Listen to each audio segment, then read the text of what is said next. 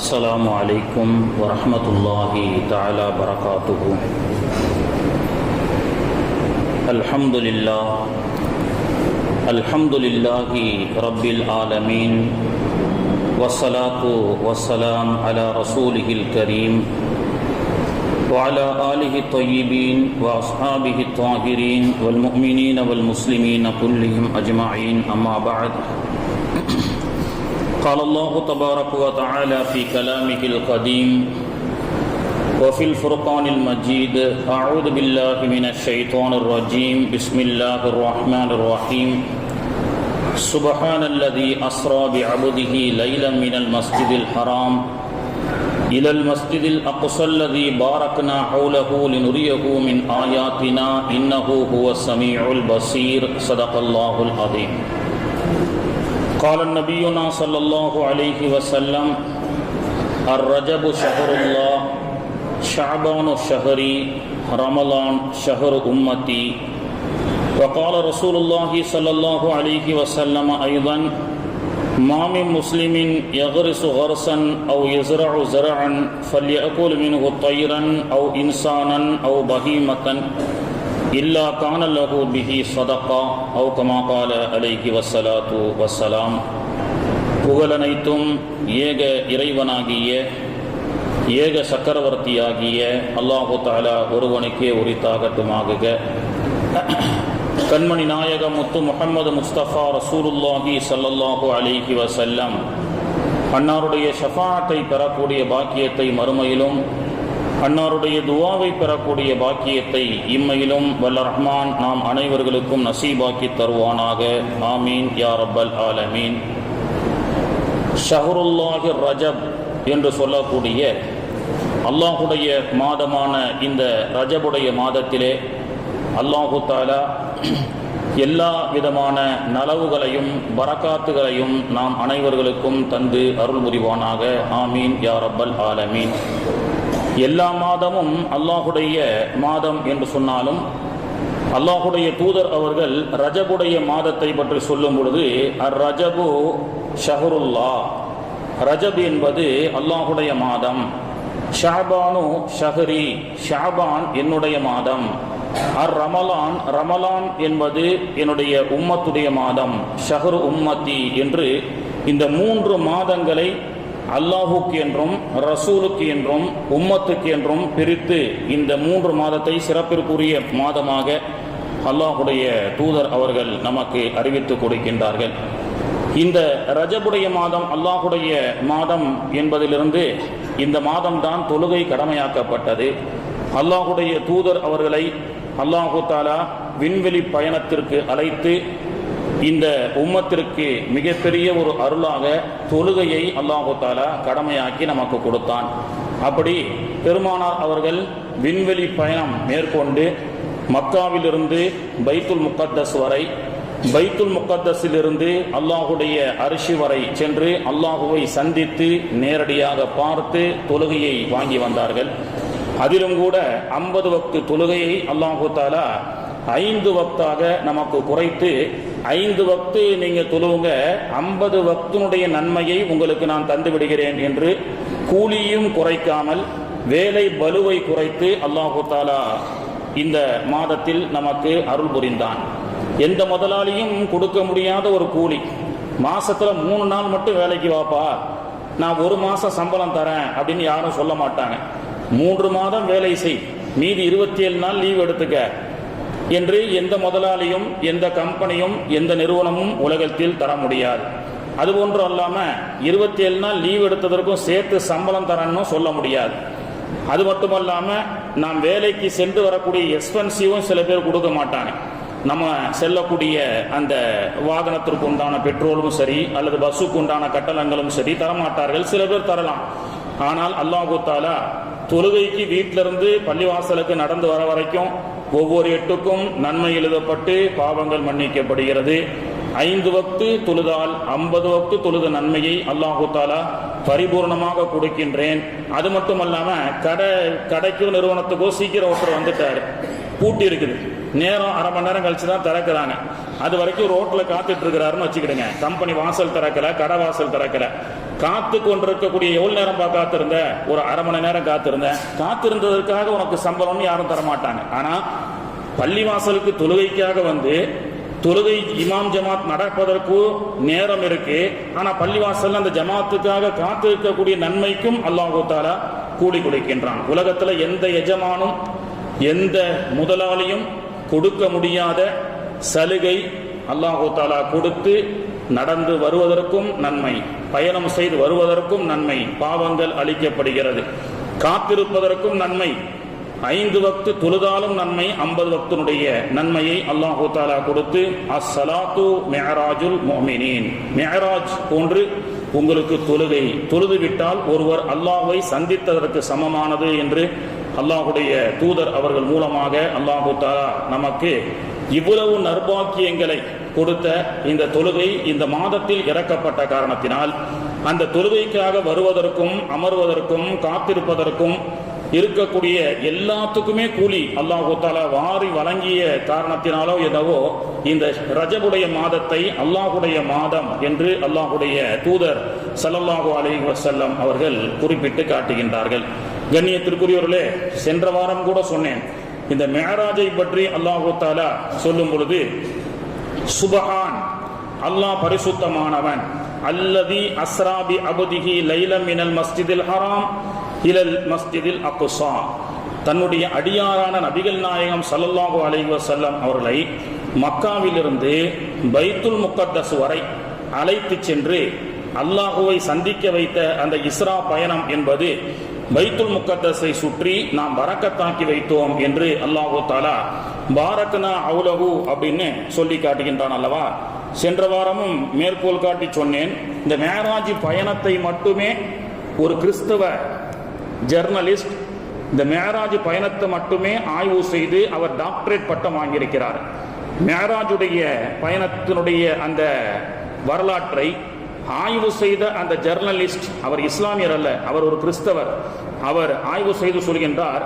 அவருடைய ஆய்வினுடைய ஒரு அறிக்கையிலே நபிகள் நாயகம் மக்காவிலிருந்து பைத்துல் முக்கத்தஸ் வரை ஏறக்குறைய நீங்க கூகுள்ல போட்டு பார்த்தீங்கன்னா 3871 கிலோமீட்டர் மக்காவிலிருந்து பைத்துல் முக்கத்தஸ். எக்ஸாக்டா கூகுள் மேப்ல நம்ம பார்த்தால் தெரியும், 3871 கிலோமீட்டர் மக்கா டு பைத்துல் முக்கத்தஸ். இதனுடைய வழி என்ன? ஷாம், சிரியா, லெபனான், ஜோர்டான் போன்ற நாடுகளை கடந்து அல்லாஹு தஆலா ரசூல் ஸல்லல்லாஹு அலைஹி வஸல்லம் அவர்களை பயணம் மேற்கொள்ள வைக்கின்றான் பைத்துல் முக்கத்தஸ் வரை. இந்த பயணத்தை மட்டும் அவர் ஆய்வு செய்து, இந்த பயணம் செய்து ஆன் தி வே என்று சொல்லக்கூடிய நபிகள் நாயகம் செய்த அந்த பயணத்துடைய அந்த வழியில் எந்த நாடுகளெல்லாம் இருந்ததோ அதையெல்லாம் அல்லாஹு தஆலா கனிம வளங்களால் செழிப்பாக்கி வைத்தான் அப்படின்னு அவர் ஆய்வு அறிக்கையிலே சொல்லி காட்டுகின்றார். நபிகள் நாயகத்தினுடைய பயணம் லெபனான், ஜோர்டான், சிரியா, பைத்துல் முக்கத்தஸ். அல்லாஹ் குர்ஆன்ல சொல்றான்ல, அல்லதி பாரக்னா ஹவுலஹு, அவர்கள் சென்ற அந்த பைத்துல் முக்கத்தஸ் எப்படிப்பட்ட இடம் என்று சொன்னால் அதை சுற்றியும் நாம் பரக்கத் செய்தோம் அப்படின்னு அல்லாஹு தஆலா சொல்லி காட்டுகின்றான் அல்லவா. அப்போ இந்த வழி பயணம் எடுங்களும் எந்தெந்த கண்ட்ரிகளை எல்லாம் நபிகள் நாயகம் அவர்கள் கடந்து சென்றார்களோ பெருமானார் அவர்களுடைய பரக்கத்தை கொண்டு ரஹ்மத்தை கொண்டு அந்த ஊர் முழுக்க செழிப்பாக்கினான். இன்னைக்கு விவசாயம் சம்பந்தப்பட்ட பொங்கல் தினத்தை உழவர்களுக்காக தமிழர்கள் கொண்டாடுகிறார்கள் அல்லவா. நாம பொதுவாக அரபு நாட்டில் வெறுமன பூமிக்கு கீழே தங்கம், பூமிக்கு கீழே பெட்ரோல், டீசல், கனிம வளங்கள் மட்டும்தான் இருக்குன்னு நினைக்கிறோம். இல்லைங்க, லெபனான், ஜோர்டான் போன்ற இடங்களை விவசாய ரீதியாக ஆய்வு செய்தால் குர்ஆன்ல சொல்லக்கூடிய வத்தீன், அத்தி பழத்தின் மீது சத்தியமாக, வஸ்ஸைத்தூன், ஜெய்தூன் எண்ணெயின் மீது சத்தியமாக சொல்றான். இன்னைக்கு ஜெய்தூன் எண்ணெயினுடைய ஒரு லிட்டர் நீங்கள் எடுத்துக்கொண்டால் நம்ம நாட்டு காசுக்கு 2000 - 4000 ரூபாய் வரை வருகிறது. மிக அற்புதமான ஒரு மருந்து, ஆலிவ் ஆயில்னு சொல்றாங்க. இந்த ஆலிவ் ஆயில் கிடைக்கக்கூடியது கூட ரசூல் ஸல்லல்லாஹு அலைஹி வஸல்லம் அவர்கள் கடந்து சென்ற லெபனான், ஜோர்டான் போன்ற நாடுகளிலே அபரிவிதமாக விளைகிறது. உலகத்தினுடைய ஒரு ஹெல்த்தான ஒரு ஆயில். இன்னைக்கு நாம சாப்பிடக்கூடிய ஆயில்லாம் குருட் ஆயில் இருந்து ஃபில்டர் செய்யப்பட்டதுன்னு சில பேர் சொல்றாங்க, ரீஃபைன் ஆயில்னு சொல்றோம். இன்னைக்கு கடல் எண்ணெய்க்கு மாறிட்டோம். எவ்வளவோ நம்மளுடைய ஹெல்த் டிசிஷனை எடுத்துக்கொண்டு நம்ம வேற என்னென்ன ஆயிலுக்கும் மாறிட்டு இருக்கிறோம். ஆனா இன்னைக்கு உலகத்துல ஆலிவ் ஆயில் யூஸ் பண்ணுங்க, அதுவும் ஒரிஜினல் யூஸ் பண்ணுங்க, நிறைய டூப்ளிகேட் கிடைக்குதுன்னு சொல்றாங்க. இதுல சில பேர் என்ன சொல்றாங்கன்னா, ஆயில் உணவை குறைத்தால் ஆயுள் கூடும் அப்படின்னு சொல்றாங்க. ஆயில முடிஞ்ச அளவுக்கு தவிர்த்து கொள்ளுங்கள். காலையில ஃபஜர் தொழுது முடிச்ச உடனே சுட சுட அந்த வடையும் சமோசாவும் அப்படியே நமக்கு இழுக்குது. அதுல வந்து டீ மெட்னு சில பேர் ஃபஜர் தொழுதுட்டு டீ மெட்னு சில பேர் இருக்கிறாங்க. காலேஜ் மெட், ஸ்கூல் மெட் அப்படின்ற மாதிரி, ஹாஸ்பிட்டல் மெட், சில பேர் ஹாஸ்பிட்டல் மெட், ரெண்டு பேரும் ஒன்னா ஹாஸ்பிட்டல் போவாங்க, ஒரே டாக்டரை பார்ப்பாங்க. எல்லாத்துக்கும் மெட்டு வந்துருச்சு இப்போ. அந்த மாதிரி அந்த ஒரு பழக்கத்தில் இன்னைக்கு ஃபஜர் தொழுகை மெட் அப்படின்னு சொல்றாங்க. ஃபஜர் தொழுகை முடிச்சோன்னா சேர்ந்து கும்பலா போய் ஒரு டீ கடையில் உட்காந்து சாப்பிட்டுட்டு நல்ல விஷயத்தை பற்றி பேசுவது, அப்போ டீ மெட் அப்படின்றாங்க. யாருங்க இவங்க? ஹஜ்ஜில் பார்த்தோம், அவங்கெல்லாம் நாங்கெல்லாம் ஃபஜர் தொழுது டீ சாப்பிடக்கூடிய மெட். அப்போ டீ மெட்டாக, வடை மெட்டாக, ஸ்நாக்ஸ் சாப்பிடக்கூடிய மெட்டுகளாக ஆகிறாங்களா இல்லையா? அப்போ ஆயுள் உணவை முடிந்த அளவுக்கு குறைத்துக் கொள்ளுங்கள், ஆயுளை பாதுகாத்துக் கொள்ளுங்கள் அப்படின்னு இன்னைக்கு சொல்றாங்க. ஆனா ஆயிலேயே நீங்க வந்து பயன்படுத்த வேண்டும் என்று சொன்னால், ஆரோக்கியமான ஆயில் என்று சொன்னால் ஆலிவ் ஆயில். அது எங்கே விளைகிறது?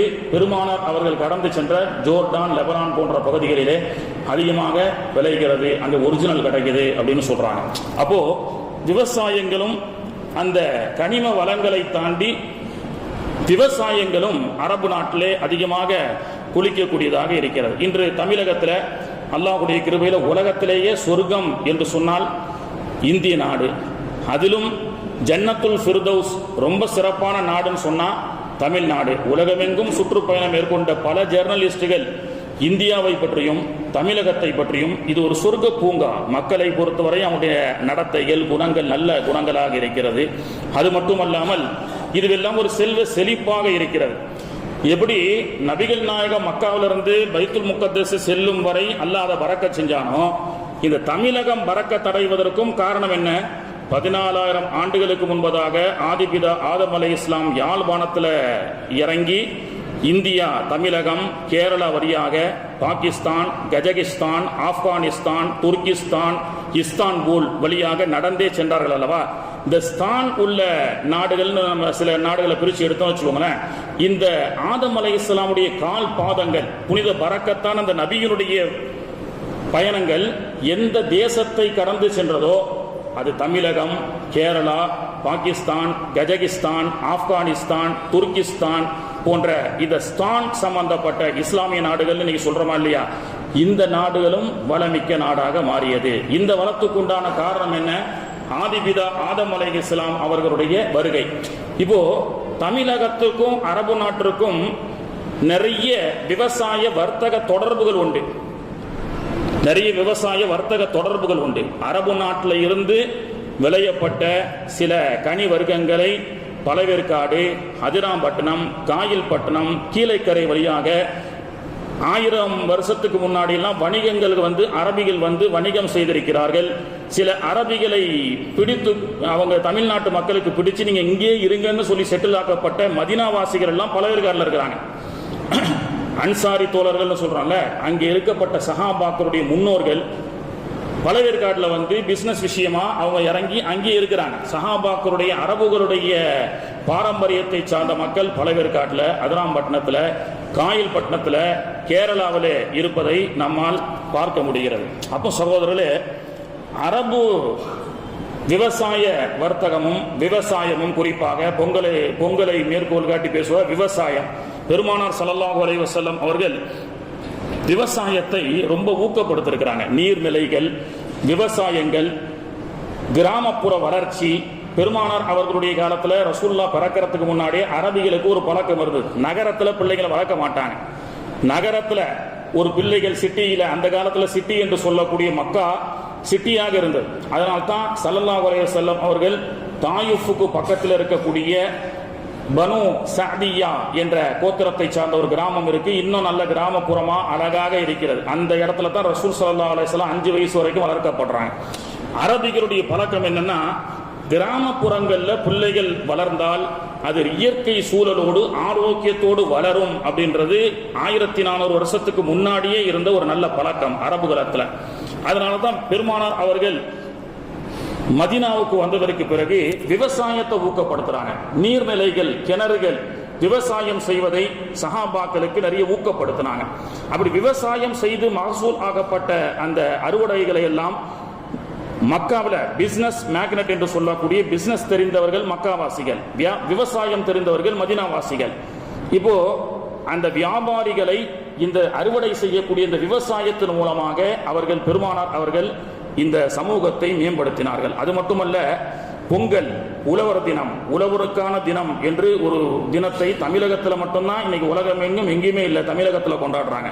பெருமானார் அவர்கள் சொன்னார்கள், மாமின் முஸ்லிமின் யகரசு ஹர்சன், ஒரு விவசாயி ஒரு அறுவடை செய்தால், அவ் யஸ்ரஉ ஸரஅன், ஏதேனும் விவசாயம் செய்து அவர் மரம் நட்டினாலோ விவசாயம் செய்தாலோ, ஃபயாக்குல் மின்ஹு தைரன் அவ் இன்சானன் அவ் வஹீமத்தன், விவசாயம் செய்த ஒரு மரத்தை ஒரு செடியை அதனுடைய பயனை பறவைகள் மனிதர்கள் கால்நடைகள் இது அனுபவித்தால் அந்த விவசாயத்திற்கு அவன் விவசாயனுக்கு சதக்கா செய்த நன்மை கிடைக்கும் என்றார்கள் ஸல்லல்லாஹு அலைஹி வஸல்லம்.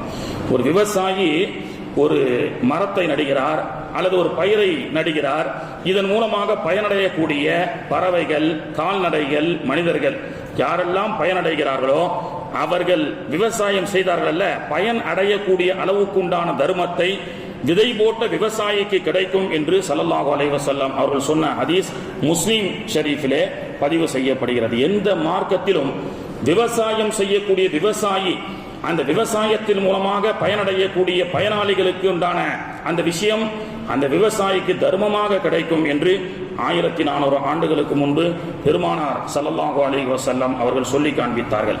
இன்று வரை நபி ஸல்லல்லாஹு அலைஹி வஸல்லம் அவர்களால் ஊக்கப்படுத்தப்பட்ட நிறைய கிணறுகள் உண்டு. மதீனாவுக்கு சென்றீங்கன்னா பத்ருக்கு பக்கத்துல பிகிரு ஷிஃபா என்ற ஒரு கிணறை நீங்கள் பார்க்கலாம். பெருமானார் ஸல்லல்லாஹு அலைஹி வஸல்லம் அவர்கள் பத்ருக்காக செல்லும் பொழுது அங்கே தண்ணீர் பற்றாக்குறை ஏற்பட்டது. அப்போ சஹாபாக்கள் இடத்துல இங்கே ஏதேனும் நீர்நிலைகள் கிணறுகள் இருக்கான்னு பார்த்துட்டு வர சொன்னாங்க. அப்படி நாலாபுறமும் சஹாபாக்கள் சென்று பார்க்கும் பொழுது ஒரு பாலடைந்த கிணறு இருந்தது. நபித்தோழர் வந்து சொன்னார்கள், அல்லாஹ்வுடைய தூதரே, ஒரு பாலடைந்த கிணறு இருக்கிறது, தண்ணீர் சுத்தமாக இல்லை, பயன்படுத்துவதற்கு உண்டான தகுதி அந்த தண்ணீரில் இல்லை என்று சொன்னார்கள். அப்பொழுது பெருமானார் அவர்கள் அந்த கிணற்றை வந்து பார்த்து தன்னுடைய முபாரக்கான உமிழ் நீரை உமிழ்கிறார்கள். என்ன அதிசயம்! பாலும் கிணறில் இருக்கக்கூடிய அசுத்தமான நீர் சுத்தமானது பெருமானாருடைய எச்சினுடைய பரக்கத்தை கொண்டு. அன்றிலிருந்து சஹாபாக்கள் குடித்தார்கள், குளித்தார்கள், போருக்கு தேவையான தண்ணீர்களை தன்னுடைய பாட்டில்களிலே ரொப்பிக்கொண்டு அந்த பத்ரை முடித்துவிட்டு வந்து விட்டார்கள். இது ஒரு மணி நேரம் அந்த கிணற்றிலே பெருமானார் அவர்களும் சஹாபாக்களும் பயன்படுத்திய கிணறு. ஆனால் பெருமானாருடைய உமிழ் நீருடைய பரக்கத்தை கொண்டு பெருமானாருடைய ரஹமத்தை கொண்டு இன்றும் பத்ருக்கு பக்கத்துல பிஇரே ஷிஃபா என்று சொல்லக்கூடிய அந்த கிணறு இருக்கிறது. ஹாஜிகள் அங்கே சென்று தண்ணீரை பிடித்து விட்டு வருகிறார்கள். அந்த தண்ணீரை குடித்தால் பெருமானாருடைய உமிழ் நீருடைய பரக்கத்தை கொண்டு உடலில் இருக்கக்கூடிய பிணிகள் நீங்கும் என்று நம்பிக்கையின் அடிப்படையில் இன்றும் கொண்டு வரப்படுகிறது. அது மட்டுமல்லாமல் ஹர்ஸ் என்று சொல்லக்கூடிய குபா பள்ளிவாசலுக்கு பக்கத்தில் ஒரு கிணறு இருக்கிறது. பெருமானார் அவர்கள் சொன்னார்கள், சொர்க்கத்தின் ஒரு பகுதி கிணறு பீரே ஹர்ஸ் என்று சொன்னார்கள். மின் உயூனில் ஜன்னா அல் பீருல் ஹர்ஸ், பீருல் ஹர்ஸ் என்று சொல்லக்கூடிய இந்த கிணறு உயூனில் ஜன்னா, அது சொர்க்கத்தின் ஒரு பகுதியாகும். சொர்க்கத்தின் நீரை நீங்கள் குடிக்க வேண்டும் என்று நினைத்தால் குபாவுக்கு பக்கத்தில் இன்றும் சாலுவாக இருக்கக்கூடிய ஹாஜிகள் பிடித்து குடிக்கக்கூடிய அந்த தண்ணீர் இன்னும் இருக்கிறது. பீரே ஹர்ஸ் என்று சொல்லக்கூடிய கிணறு. ஆயிரம் ஹாஜிகள், ஆயிரக்கணக்கான முஅத்தமிரீன்கள் அன்றாடம் சென்று அந்த பீரே ஹர்ஸை எடுத்து குடிக்கிறார்கள். பெருமானார் அவர்கள் சொன்னார்கள், சொர்க்கத்து கிணற்றின் ஒரு பகுதி கிணறுதான் பீரே ஹர்ஸ். முஸ்லிம் ஷரீஃபில் பதிவு செய்யப்பட்ட ஹதீஸ். பிலால் ரலியல்லாஹு அன்ஹு அவர்களிடத்துல சில நேரங்களிலே மதீனா பள்ளிவாசலிலிருந்து அல்லாஹ்வுடைய தூதர் அவர்கள் ஒரு வாளியை கொடுத்து அனுப்பி பீரே ஹர்ஸிலிருந்து தண்ணீரை பிடித்து வாருங்கள் என்று சொல்லுவார்கள். சில நேரங்கள் சஹாபாக்கள் அந்த வழியாக வந்தால் இந்த நீர் நபிகள் நாயகத்திற்கு ரொம்ப பிடிக்கும்னு சொல்லி அந்த கிணத்திலே எடுத்து கொண்டு போய் பெருமானாருக்கு கொடுப்பார்கள். அது மட்டுமல்ல, அந்த சொர்க்கத்து நீர் சொர்க்கத்தின் ஒரு பகுதி தான் பீரே ஹர்ஸ் உயூனுல் ஜன்னா அப்படின்னு பெருமானார் அவர்கள் சொன்னார்களே, அந்த தண்ணீர் பெருமானார் அவர்கள் வஃபாத்துடைய நேரத்திலே நான் மௌத்தாகி என்னை குளிப்பாட்டும் பொழுது பீரே ஹர்ஸில் இருந்து 7 வாளி தண்ணீரை கொண்டு வந்து என்னுடைய ஜனாசாவை குளிப்பாட்டுங்கள் என்று சொல்ல வசியத்தின் அடிப்படையில் சஹாபாக்கள் வேறு ஹர்ஸிலிருந்து தண்ணீரை கொண்டு வந்து நபிகள் நாயகத்தினுடைய ஜனாசாவை குளிப்பாட்டிய வரலாறு ஹதீஸ்களிலே காணப்படுகிறது. இதுவெல்லாம் பல கிணறுகள் பெருமானார் அவர்கள் சென்று அந்த நீர்நிலையினுடைய முக்கியத்துவத்தை, ஒரு கிணற்றின் முக்கியத்துவத்தை, ஒரு கிராமப்புறத்தினுடைய ஒரு சூழலின் முக்கியத்துவத்தை பெருமானார் அவர்கள் சொல்லி காண்பித்து, விவசாயமும் கிராமமும் செழிப்பானால் தான் மக்கள் செழிப்பாக வாழ முடியும் என்று பெருமானாருடைய வழிகாட்டல் இருக்கிறது. கண்ணியத்திற்குரியவர்களே, இது போன்று நிறைய நபிமார்களுடைய வருகை, நிறைய நல்லடியார்களுடைய அந்த ஒவ்வொரு ஊருக்கும் செய்த பயணத்தை கொண்டு அல்லாஹ் அந்த ஊரை பரக்கத்தாக்கி வைத்தான். சைனா, மலேசியா, தாய்லாந்து சொல்லக்கூடிய அந்த நாடுகள் எல்லாம் சீனா தேசத்தை பற்றி நமக்கு தெரியும். சைனா என்பது ஒரு சாதாரண எலக்ட்ரிக்கல் பொருளே குடிசை தொழிலாக மேற்கொண்டிருக்கின்றார்கள். இந்த சீனா எப்படி குடிசை தொழில, அதாவது எலக்ட்ரானிக் பொருள்ல மிகப்பெரிய ஒரு இடத்தை உலகத்தில் பிடித்திருக்கிறது. அது எதை கொண்டு? அதுவும் சாத் பின் அபி வக்காஸ் ரலியல்லாஹு அன்ஹு அவர்களுடைய அடக்கஸ்தலம் சைனால குவாங்ஸா என்ற இடத்திலே இருக்கிறது. நீங்கள் சென்று சைனாக்கு செல்லக்கூடிய வாய்ப்பு கிடைத்தால் குவாங்ஸோ என்ற இடத்தில் நீங்கள் சென்றால் சாத் பின் அபி வக்காஸ் ரலியல்லாஹுடைய ஜியாரத்தை நீங்கள் பார்க்கலாம். மதீனாவிலிருந்து சுமார் 5000 சில்லறை கிலோமீட்டர்ல தான் வரும் வழியெல்லாம் புர்னை, மலேசியா, தாய்லாந்து போன்ற இந்த மலாய் பேசக்கூடிய மக்கள் வாழக்கூடிய அந்த பகுதி, சீன தேசம், இந்தோனேஷியா வரை அவர்களுடைய வருகை இருந்தது. அப்படி சைனாவில் இன்னைக்கு பாத்தீங்கன்னா எலக்ட்ரிக்கல் பொருள் என்பது சைனாவினுடைய உற்பத்தியிலே உலகத்திலே முதலாக இருக்கிறது. எப்படி தெரியுமா? இது எப்படி சாத் பின் அபி வக்காஸுக்கும் எலக்ட்ரிக்கல் பொருளுக்கும் என்ன சம்பந்தம் நம்ம கேட்கலாம். உஹது யுத்தத்தில் இன்னைக்கும் மதீனாவில் மியூசியத்தில் ஒரு வில்லை பாதுகாத்து வைத்திருக்கின்றார்கள். ஆட்டோமேட்டிக் ரிமோட் கண்ட்ரோல் வில் அப்படின்னு சொல்லி பேரு. உஹதுல எதிரிகளோடு போர் செய்து கொண்டிருக்கும் பொழுது சாத் பின் அபி வக்காஸ் ரலியல்லாஹு அன்ஹு அவர்கள் குறிபார்த்து அம்பி எய்யக்கூடியதிலே திறமை பெற்றவர்கள். பெருமானார் அவர்கள் சாத் பின் அபி வக்காஸ் இடத்துல, சாத் பின் அபி வக்காஸ் நீங்கள் குறிபார்த்து எரியுங்கள், சாத் பின் அபி வக்காஸுடைய குறியிலே அல்லாஹ் நேர்மையாக்கட்டும் கூர்மையாக்கட்டும் ரசூலுல்லாஹ் துஆ செஞ்சாங்க. 7 வில்லுகள் தான் இருக்கிறது, 7 அம்புகள் தான் இருக்கிறது. ஆனால் அந்த அம்புகள் எரிய எரிய போய்கொண்டே இருக்கிறது. சிந்திச்சு பார்த்தா 7க்கு மேல 21 அம்ப அவர் எதிரிகளுக்கு வீசிட்டார். என்னன்னு பார்த்தா இந்த 7 வில்லு இருக்குல்ல, அம்பிலிருந்து புறப்பட்ட வில்லு யாரை நோக்கி குறிப்பாய்கிறாரோ அங்கே சென்று அவரை தாக்கிவிட்டு மீண்டும் ரிமோட் கண்ட்ரோலை கொண்டு ரிவர்ஸ்ல வரும். அவர்கிட்ட வச்சிருந்தது 7, எரிந்தது 21. இந்த 7 வில்லும் 3 டைம் என்ன செஞ்சிருக்கு, ரொட்டீனா போயிட்டு ஆட்டோமேட்டிக்கா வந்திருக்கு. போர்னுடைய அந்த பிஸியில அவரால் கவனிக்க முடியல. பிறகுதான் யோசித்து பார்த்தால் பெருமானார் அவர்கள் அந்த வில்லிற்கு செய்த துவா, அந்த அம்பிற்கு செய்த துவா, சாத் பின் அபி வக்காஸ் அவருடைய கரத்திற்கு செய்த துவா, பெருமானார் அவர்கள் சொன்னார்கள், யாரை நோக்கி இவர் எரிகிறாரோ, எந்த நோக்கத்தில் எரிகிறாரோ அதை அல்லாஹ் கபூல் செய்யட்டும். ரிமோட் கண்ட்ரோலுக்கு பெருமானார் அவர்களுடைய ஃபார்முலா சாத் பின் அபி வக்காஸ் ரலியல்லாஹு அன்ஹு அவர்கள். அந்த வில்லு இன்னைக்கும் பத்திரமாக பாதுகாக்கப்பட்டு வைத்திருக்கிறது. சாத் பின் அபி வக்காஸ் அவர்கள் சொல்வார்கள், பெருமானார் அவர்கள் இந்த வில்லுக்காக துவா செய்து விட்டார்கள். இந்த வில்லை வைத்து நான் எதிரிகளை இஸ்லாத்திற்காக போரிடுவதற்கு பெருமானார் அவர்கள் துஆ செய்து விட்டார்கள். எனவே நான் இந்த வில்லை எங்கு கொண்டு சென்றாலும் என்னுடைய போர்க்களத்தில் வெற்றிதான். இதுவரை நான் வைத்த அந்த குறிக்கு இந்த வில்லு தப்பியது கிடையாது என்று சொன்னார்கள். அப்படிப்பட்ட சாத் பின் அபி வக்காஸ் அவர்களுடைய அந்த ரிமோட் ஃபார்முலா எங்கே செல்லுமோ சென்று விட்டு வரும். இன்னைக்கு ட்ரோன் அப்படியே பறந்துகிட்டே இருக்கு. இன்னைக்கு அந்த ட்ரோன் யாருடைய கண்ட்ரோல்ல இருக்கு? போட்டோகிராஃபருடைய கண்ட்ரோல்ல வைத்து அவர் வலதுபுறமாக இடதுபுறமாக எங்கே இயக்குகிறாரோ அது இயங்கிக் கொண்டிருக்கிறது அல்லவா. இந்த ரிமோட் கண்ட்ரோலுடைய ஃபார்முலா உஹது யுத்தத்திலே சாத் பின் அபி வக்காஸ் அவர்களுக்கு பெருமானார் அவர்கள் செய்த அந்த துஆ, அவர்கள் பயணம் பட்டு புறப்பட்டு சீன தேசத்திலே அவர்கள் அடக்கம் செய்த வரக்கத்தை கொண்டு இன்னைக்கு உலகத்தில் எலக்ட்ரிக்கல் அண்ட் எலக்ட்ரானிக் பொருள்ல சீன தேசத்தை போன்ற ஒரு வளமிக்க நாடு இல்லை என்று சொல்லக்கூடிய அளவுக்கு இருக்கிறது என்று சொன்னால் அது 1400 ஆண்டுகளுக்கு முன்பு சீனாவுக்காக சாத் பின் அபி வக்காஸுக்காக செய்த துஆ. அல்லாஹ் தஆலா அந்த டெக்னிக்கல்ல அல்லாஹ் அந்த நாட்டை வளரச் செய்தான். இப்படி உலகத்தில் எந்த வளம் எந்த நாட்டில் இருந்தாலும் சரி அந்த நாடும் அந்த ஊரும் அந்த தேசமும் பொருளாதாரத்திலும் விவசாயத்திலும் முன்னேறி இருக்கிறது என்று சொன்னால் அது நல்லவர்களுடைய துவா, நபிமார்களுடைய துவா, நல்ல சஹாபாக்களுடைய துவாக்கள். அதனால தான் இஸ்லாமியர்களை எந்த நாடும் எந்த நாட்டையும் இஸ்லாமியர்கள் போய் பிடிக்கவில்லை. முகலாயர்கள் படையெடுத்து வந்தார்கள், அவுரங்கசீப் படையெடுத்து வந்தார், இந்திய தேசத்தை பிடித்தார் என்றெல்லாம் கட்டுக்கதைகளை சொல்கிறார்கள். மாறாக பாண்டிய மன்னர்கள் அரபிகளையும் அரபிகளோடு வணிக தொடர்பு இருந்தவர்கள் பாண்டியர்கள். தூத்துக்குடி துறைமுகத்தின் வழியாக முத்து குளிப்பதிலே, கடலுக்குள்ள முத்து குளிப்பதிலே சிறப்பு வாய்ந்தவர்கள் அரபியர்கள். அதுக்கு அடுத்து உலகத்துல தமிழர்கள். இன்னைக்கு அந்த பந்தத்தின் அடிப்படையில் தான் பாண்டிய நாட்டு மன்னர்கள் அரபு மக்களை அழைத்தார்கள் இந்த தேசத்திற்காக.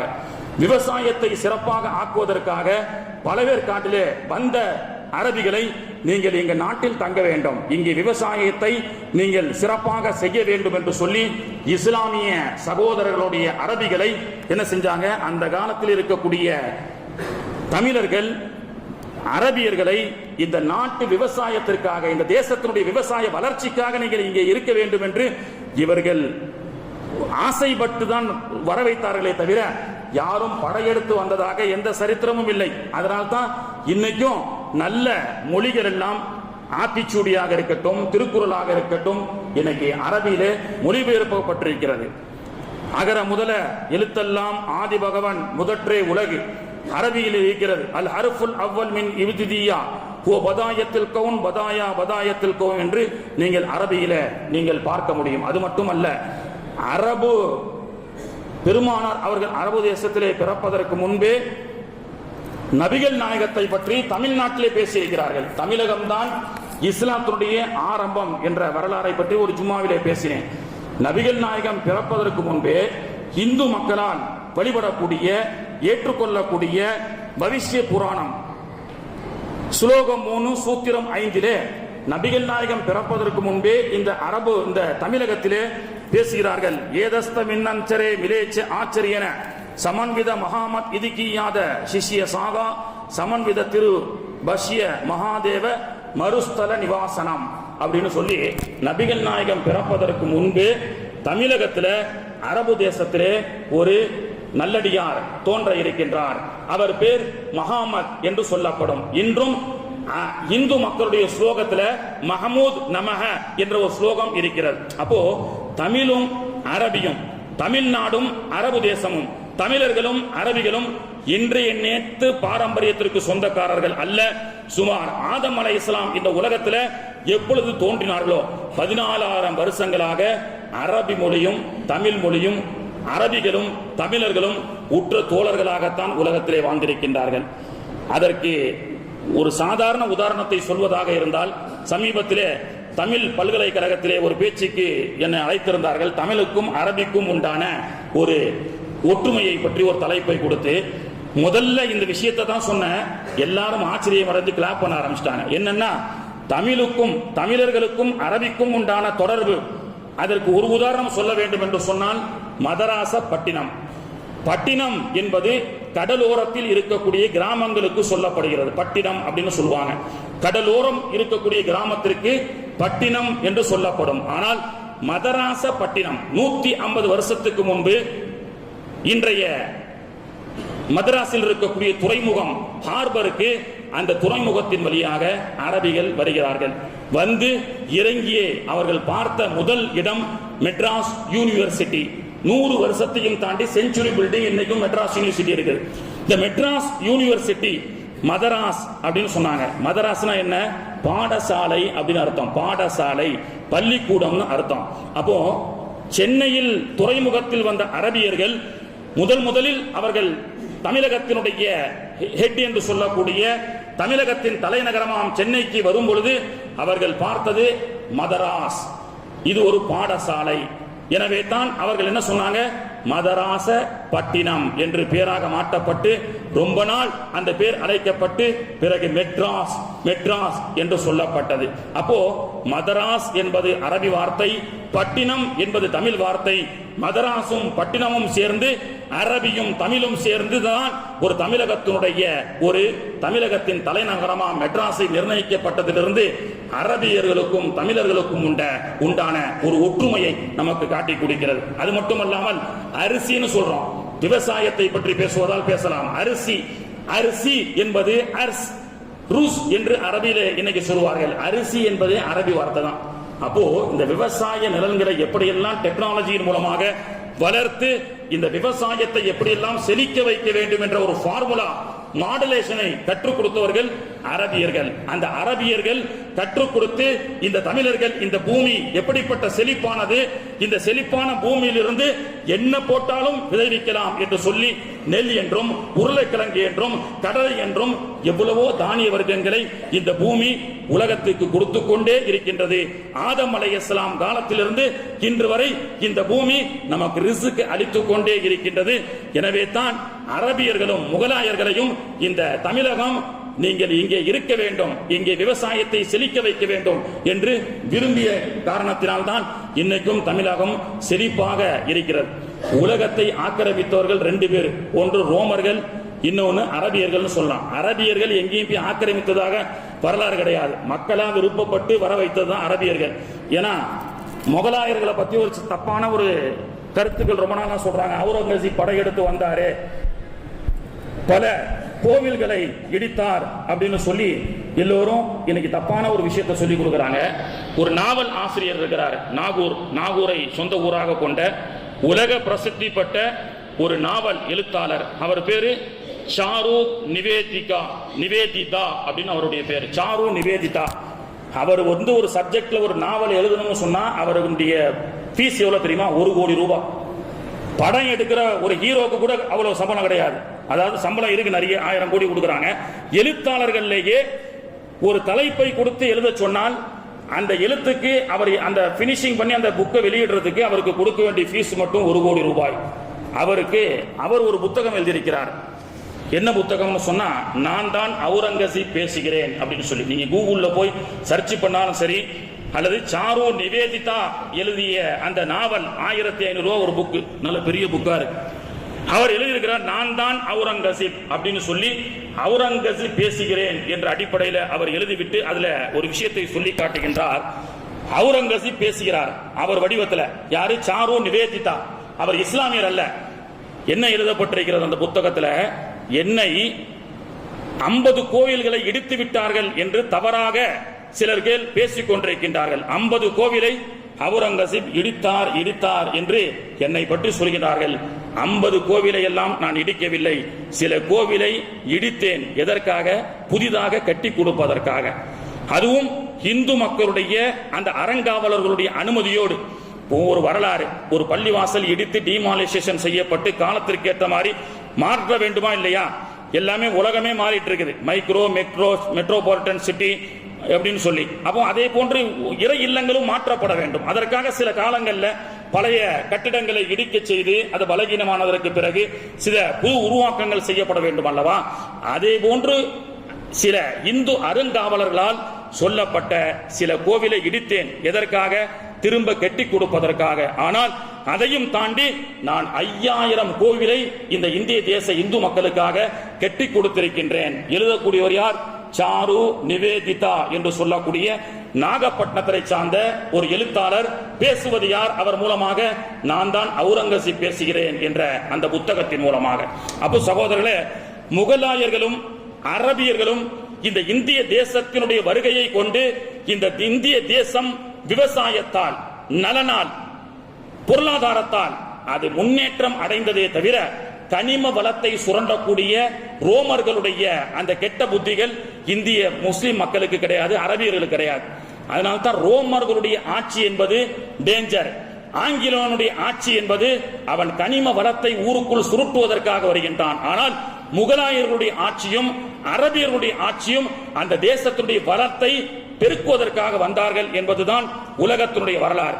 அதனால்தான் ஸல்லல்லாஹு அலைஹி வஸல்லம் நிறைய விவசாயத்தை பத்தி பேசுறாங்க. கியாமத்துக்கு சமீபமாக தஜ்ஜால் வருவதற்கு முன்பு விவசாயம் கொஞ்சம் கொஞ்சமாக அழிக்கப்படும். நகரங்கள், ஊராட்சி கிராமங்கள் எல்லாம் நகரங்களாக மாறும். நகரம் சில நேரங்களிலே நரகமாகவும் மாறிக்கொண்டிருக்கின்றதா இல்லையா? மெட்ரோபாலிட்டன் சிட்டியும் தாண்டி உலக ஹார்ட் ஆஃப் சிட்டி என்று சொல்லக்கூடிய கலிபோர்னியா இன்னைக்கு என்ன நிலைமையில் ஆகி கொண்டிருக்கின்றது. அப்போ நகரம் சில நேரங்களிலே அல்லாஹ்வுடைய வேதனையை கொண்டு நரகமாகவும் மாற்றப்படக்கூடிய ஒரு சூழல் ஏற்படும். எனவே தான் கிராமப்புறங்களை அழித்துவிட்டு மெட்ரோபாலிட்டனை நாம் உருவாக்க கூடாது. கிராமப்புறங்கள் வளர்ச்சி, மரம் வளர்க்கக்கூடியது, விவசாயத்தை ஊக்கப்படுத்தும் காலமெல்லாம் அந்த தேசம் செழிப்படையும் என்று அந்த ஒரு அதாவது விவசாயம் செய்வது என்பது ஒரு மாட்டினுடைய மடுவிலிருந்து பாலை கறந்து பயன்படுவதை போன்று. ஒரு மாடு இருக்கு, அதனுடைய மடுவிலிருந்து பால் கறக்கப்பட்டால் அன்றாடம் அது பயன்படுத்திக் கொண்டே இருக்கும். ஆனால் அந்த மடுவை அறுத்து காசாக்க வேண்டும் என்று நினைத்தால் அது ஒரு நேரத்தில் முடிந்துவிடும், அது பயனளிக்காது. எனவே அரபியர்களும் முகலாயர்களும் இந்த உலகத்துக்கு சொல்லிக் கொடுத்த பாடம் என்ன?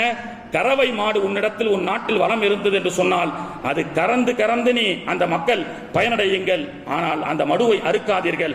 மடு அறுக்கக்கூடிய விஷயத்தை தான் ரோமர்கள் செய்வார்கள். அதனால்தான் மீத்தேன் திட்டம் என்றால் நாம் எதிர்க்கின்றோம். கார்ப்பரேட் போன்ற திட்டங்கள்ல இந்த மண்ணுடைய வளத்தை சுரண்டுவதற்காக விவசாயத்தை அழித்துவிட்டு இந்த மண்ணை சுரண்டுவதற்கு இந்த பூமிக்கு யார் வந்தாலும் குரல் கொடுத்து நாம் அழிக்கக்கூடிய காரணம் என்ன, ஒடுக்கக்கூடிய காரணம் என்ன? இந்த மண்ணின் வளத்தை சுரண்டாதே என்றுதான் இஸ்லாமிய அரபிகளும் இஸ்லாமியர்களும் நபிகள் நாயகமும் நமக்கு கற்றுக் கொடுக்கின்றார்கள் சகோதரரே. எனவே வளமான பூமியை நாம் உருவாக்க வேண்டும். அது மட்டுமல்லாமல் நகரம் என்று சொன்னால் எல்லா நிலைகளிலும் அது நரகமாகவும் மாறக்கூடிய ஒரு சூழல் இருக்கிறது என்பது இது போன்ற கலிபோர்னியா போன்ற நாடுகளிலே நாம் பார்க்க முடிகிறது. 40 பெட்ரூம் உள்ள பிரம்மாண்டமான மாட மாளிகையிலே வாழ்ந்த மக்கள் எல்லாம் இன்னைக்கு அகதிகள் முகாமிலே உண்ணுவதற்கு உணவில்லாமல் அங்கே குமிக்கப்பட்டிருக்கக்கூடிய ஆடையை சொல்லி காண்பித்து உங்களுக்கு எந்த ஆடை சரியா இருக்கோ போய் எடுத்து மாட்டிக்கொள்ளுங்கள் என்று சொல்லக்கூடிய அளவுக்கு லாஸ் ஏஞ்சலுடைய பகுதிகளிலே பிரம்மாண்டமான பாலிவுட் நடிகர்கள் வாழக்கூடிய அந்த இடத்திலே மிகப்பெரிய ஒரு நெருப்பு வந்திருக்கிறது. அதற்காக நம்ம அப்படி பேசக்கூடாது. இவங்களுக்கு தேவைதான், அமெரிக்காவுக்கு தேவைதான். ஏன்னா பலஸ்தீன மக்களை கொத்தா அழிப்பதற்கு ராணுவ பலத்தையும் ஆயுத பலத்தையும் கொடுத்த அமெரிக்காவுக்கு இது தேவைதான் என்று ஒருபோதும் நாம் பேசக்கூடாது. ஏனென்றால் ஆயுதத்தை அனுப்பியவர்கள் லாஸ் ஏஞ்சலில் இருக்கப்படக்கூடிய பொதுமக்கள் அல்ல. நன்றாக தெரிந்து கொள்ள வேண்டும். அந்த நெருப்பு ஆக்சிடென்ட்ல பல பள்ளிவாசல்களும் கரிக்கப்பட்டிருக்கிறது, பல முஸ்லிம்களுடைய சொத்துக்களும் கரிக்கப்பட்டிருக்கின்றது. எனவே அதனால தான் ஒரு முஸ்லிம்களுடைய ஒரு பண்பு எப்போ வெளிப்படும் சொன்னா, எல்லா நிலைகளிலும் முஸ்லிம்களை பார்த்து தீவிரவாதின்னு சொல்லிக்கிட்டே இருப்பாங்க. ஏதேனும் ஒரு வெள்ளப்பெருக்கு ஏற்பட்டால், ஒரு இடிபாடுகள் சிக்கப்பட்ட பூகம்பம் ஏற்பட்டால், இயற்கை சீற்றங்கள் ஏற்பட்டால் முதல் கரம் கொடுத்து ஹெல்ப் பண்றது யாருங்க? முஸ்லிம்கள் தான். அப்படி முஸ்லிம்கள் உதவி செய்யும் பொழுதுதான் நடுத்தர சராசரி மக்கள் படத்தை பார்த்து தீய பிரச்சாரத்தை பார்த்து தீவிரவாதி நினைச்சிருக்கவங்க கூட ஆஹா முஸ்லிம்களை பத்தி நம்ம தப்பா பேசிட்டோமே, இவ்வளவு நல்ல குணமுள்ள மக்களாக இருக்கிறார்களே என்று சொல்லி அதன் மூலமாக இஸ்லாம் பரவும். ஒரு வகையில இவன் படம் எடுத்து தீவிரவாதின்னு சொல்றது இஸ்லாத்துக்கு வளர்ச்சி தான். அந்த பாருங்க, இன்னைக்கு அமெரிக்காவுடைய லாஸ் ஏஞ்சல்ஸ்ல மிகப்பெரிய ஒரு நெருப்பு வல்லரசாலேயே அணைக்க முடியாத அளவுக்கு உண்டான கட்டுக்கடங்காத நெருப்பு. ஒரு பக்கத்துல இன்னைக்கு அமெரிக்காவுடைய ட்ரம்ப் இந்த நெருப்பு வருவதற்கு முன்பு, இந்த நெருப்பு விபத்து நடப்பதற்கு முன்பு 2-3 நாளைக்கு முன்னாடி பேசுகின்றார். பலஸ்தீன ஹமாஸ் மக்களுக்கு ஒரு எச்சரிக்கை, இஸ்ரேலிய அந்த யூதர்களை கைது செய்யப்பட்ட அந்த மக்களை நீங்கள் விடுதலை செய்யவில்லை என்று சொன்னால் நான் பலஸ்தீனை அந்த பைத்துல் முகத்தஸுடைய அந்த பகுதியை நெருப்பாக மாற்றுவேன் அப்படின்னு சொல்லி அவர் ஆணவத்தோடு பேசினார். எந்த ஆணவத்தோடு? ஃபிரௌன் மூசாவை பற்றி பேசினானோ, நம்ரூத் இப்ராஹிம் அலைஹிஸ்ஸலாமை சொன்னானோ, அதே போன்று ட்ரம்ப் பேசினார். இந்த பலஸ்தீனை நரகமாக மாற்றாமல் விடமாட்டேன் என்று அவர் சொல்லி வாய் மூடுவதற்குள் 3வது நாளிலிருந்து அல்லாஹு தஆலா தன்னுடைய வேலையை ஆரம்பித்தான். நீ எந்த நாட்டை நரகமாக மாற்ற வேண்டும் என்பது நீ முடிவு செய்வதல்ல, நான் முடிவு செய்கின்றேன் என்று அல்லாஹு தஆலா நெருப்பை கொடுத்து வைத்தான். பிறகு அதே ட்ரம்ப் ஒரு வாரம் கட்டுக்கடத்த முடியாம இஸ்ரேல் இடத்துல ஏன்பா போரை நிப்பாட்டுங்கன்னு சொன்னாரு. இப்போ போர் கொஞ்சம் ஓய்வுக்கு வந்திருக்கிறது என்ற தகவல் நமக்கு ஆறுதல் அளித்திருக்கிறது சோழலே. எனவே பாருங்க, எல்லா நேரங்களிலும் ஈரான் அந்த நெருப்பு எரியக்கூடிய அந்த நேரத்தில் கூட இஸ்லாமிய மக்கள் என்று சொன்னால் யார் என்ற அந்த அழகான குணத்தை ஈரான் காட்டியிருக்கிறது. ஈரான் ஜனவரி 11 இந்த நெருப்பு எரிந்து கொண்டிருக்கக்கூடிய நேரத்தில் இந்த Iranian red crescent society IRCS என்ற ஒரு அமைப்பு இருக்கிறது. Express its readiness on Saturday to send specialist rapid reaction team. Iran அறிவிக்கிறாங்க, அதாவது அமெரிக்கா எல்லா நேரத்திலும் ஈரானை மிரட்டிக்கிட்டே இருக்கிறான், நீ அணு ஆயுதம் வச்சிருக்கிற, உன்னை நான் சும்மா விட மாட்டேன் அப்படின்னு சொல்லி. ஆனா ஈரான் எதற்கும் அசைகிற. அப்படிப்பட்ட எதிரிக்கு கூட ஒரு துன்பம் வந்தால் நீ அவனுக்கு துன்பப்பட்டால் அவனுக்கு உதவி செய் என்று 1400 ஆண்டுகளுக்கு முன்பு நபிகள் நாயகம் சொன்னார்களே, ஈரான் சொன்னார். ஈரானுடைய நாட்டு அறிவிச்சிருக்கிறது, அமெரிக்கா சம்மதித்தால் அவர்கள் ஊன்னு சொன்னாங்கன்னா எங்களுடைய ராபிடோ இந்த டீமை நாங்கள் அனுப்பி அந்த நெருப்பை அணைப்பதற்குண்டான எல்லா விதமான டீமும் எங்களிடத்தில் இருக்கிறது அப்படின்னு சொல்லி ஈரான் சொல்லி இருக்கிறதை கொண்டு இஸ்லாமிய நாடுகள் யாராக இருந்தாலும் சரி, உலகத்தில் அமெரிக்காவாக இருந்தாலும் அதற்காகவும் நாங்கள் உதவி செய்வோம். 20-30 வருஷத்துல pray for Syria, pray for Iraq, pray for America, pray for Iran, pray for Syria என்ற அந்த 30 ஆண்டுகளுடைய அந்த துவா மாறி இன்னைக்கு பிரே ஃபார் அமெரிக்கா கலிபோர்னியா என்று சொல்வதற்கு அல்லாஹ் வைத்திருக்கின்றான் என்று சொன்னால் எவனுடைய சாம்ராஜ்யமும் சர்வாதிகாரமும் அல்லாஹ்வுக்கு முன்னாடி ஒன்றும் செய்ய முடியாது என்பதை அல்லாஹ் இந்த உலகத்திலே நிரூபித்து காட்டிக் கொண்டிருக்கின்றான். எனவே சகோதரர்களே, ஆக அவர்களும் மனிதர்கள் தான், அங்கு இருப்பவர்களும் நன்மக்கள் தான். எனவே அவர்களுக்காகவும் நாம் துஆ செய்வோம். அல்லாஹ் தஆலா இது போன்ற இயற்கை சீற்றங்களை விட்டும் அல்லாஹ் தஆலா பாதுகாத்து இந்த தேசத்தை விவசாயம் காப்போம் என்ற ஒரு உறுதியோடு மரம் நடுதல், விவசாயத்தை காக்கக்கூடிய விவசாயிகளை கண்ணியப்படுத்த வேண்டும் என்ற அந்த நல்ல உணர்வோடு இந்த பொங்கலுக்கு நம்ம எல்லா மக்களுக்கும் நாம் செய்தியாக சொல்லிக் கொள்வோம். அல்லாஹ் தஆலா நம்முடைய தேசத்தை இயற்கை சீற்றங்களை விட்டும் அல்லாஹ் தஆலா பாதுகாத்து எல்லா வளமும் நலமும் பெற்று நீடூடி அனைத்து மக்களும் வாழக்கூடிய பாக்கியத்தை இந்த ரஜபுடைய மாதத்தை கொண்டு அல்லாஹ் தஆலா சிறப்பாக்கி வைப்பானாக என்று கூறி முடித்துக் கொள்கின்றேன். ஆகிரு தஅவானா அனில் ஹம்துலில்லாஹி ரப்பில் ஆலமீன். அஸ்ஸலாமு அலைக்கும் வரஹ்மத்துல்லாஹி வபரகாத்துஹு. சுன்னத் தொழாதவங்க தொழுது கொள்ளுங்கள்.